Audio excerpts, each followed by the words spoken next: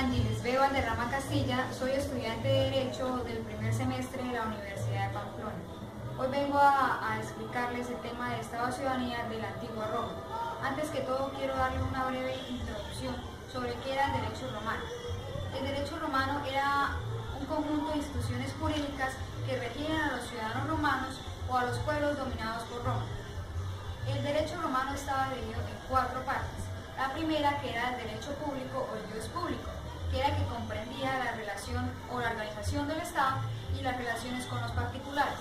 Estaba también el derecho privado o el ius privado, que eran las relaciones entre los particulares y tenía una subdivisión.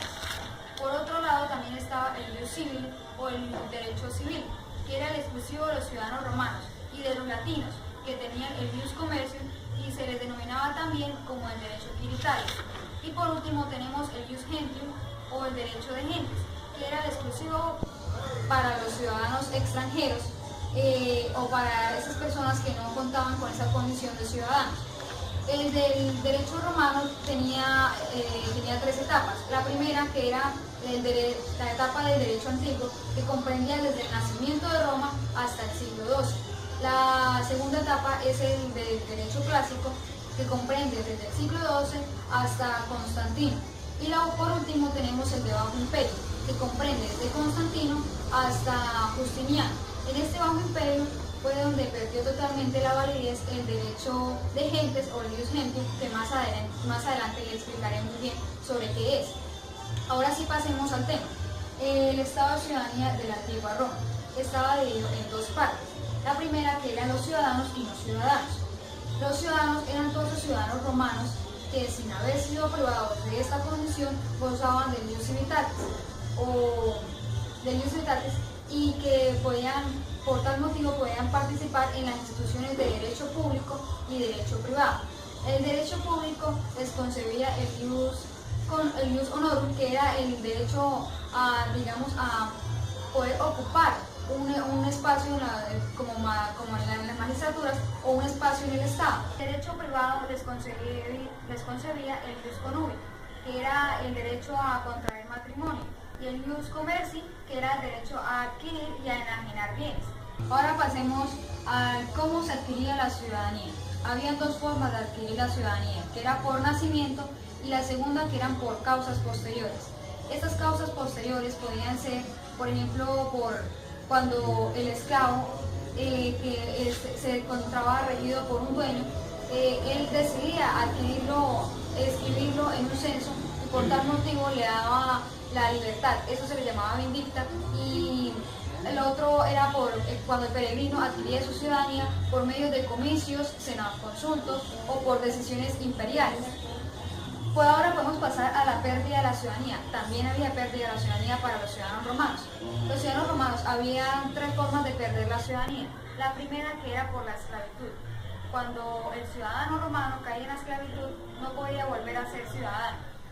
El otro, que era por decisiones de la ley, cuando ya sea, por ejemplo, que un ciudadano romano decidió atentar contra el Imperio Romano, la ley lo exiliaba y por tal motivo le quitaba la ciudadanía al ciudadano romano.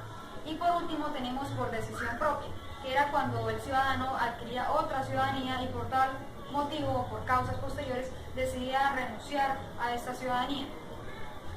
Estaba también la otra parte, que es la de no ciudadanos, que los no ciudadanos estaban totalmente excluidos del ius civitatis y simplemente gozaban del ius gentium, que era exclusivamente para estas personas. Ahora vamos a explicar sobre las subdivisiones que tenían los no ciudadanos, que estaban divididos en latinos, peregrinos y esclavos. Los latinos eran peregrinos tratados con favores especiales por pertenecer a provincias latinas. Estos latinos, a su vez, se subdividían en latines veteres, que eran ciudadanos o habitantes de la antigua Latia. Otra es latini coloniali, que eran habitantes de las colonias de la antigua Roma, o más generalmente se tratan de habitantes romanos de baja clase. También tenemos a los peregrinos. Peregrinos son los extranjeros residentes en Roma, ya sea porque enajenaron a ella o o porque su país tiene tratados con Roma. También, y por último, tenemos a los esclavos. Esos esclavos tenían unas condiciones para poder pertenecer, digamos así, a los no ciudadanos. Una de ellas era por el derecho de gentes y el otro era por nacimiento. Si era bajo un nacimiento, si su nacimiento era bajo un matrimonio legítimo, se seguía la condición del padre. ¿Cómo que trato de decir bajo la condición del padre?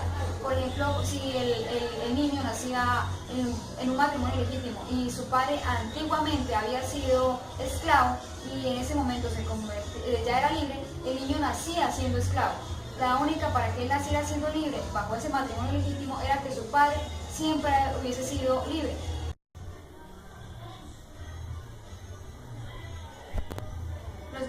Los esclavos, digamos, tenían unas ciertas formas de poder pertenecer a los esclavos.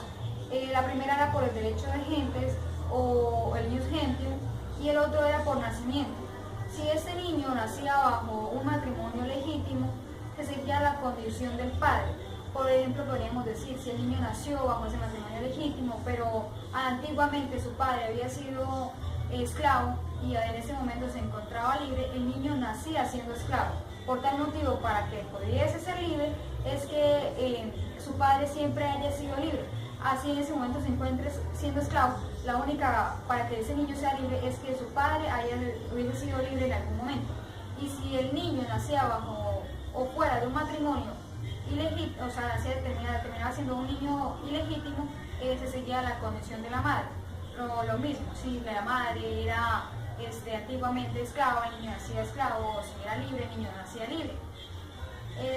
Digamos, para estos esclavos su situación jurídica no era la mejor, pues no podían contraer matrimonio, no tenían derecho al voto, sus bienes no eran de derecho sino de hecho.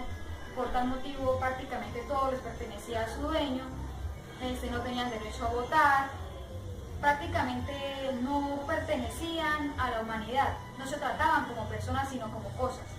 Y por tal motivo siempre tenían que mantener, digamos, bajo el régimen de su dueño. Y por último podríamos decir que los esclavos, la única forma de poder adquirir su libertad era, como había hecho anteriormente, era que su dueño lo escribiera en un censo y pudiera adquirir su libertad y terminase siendo un ciudadano libre. Gracias.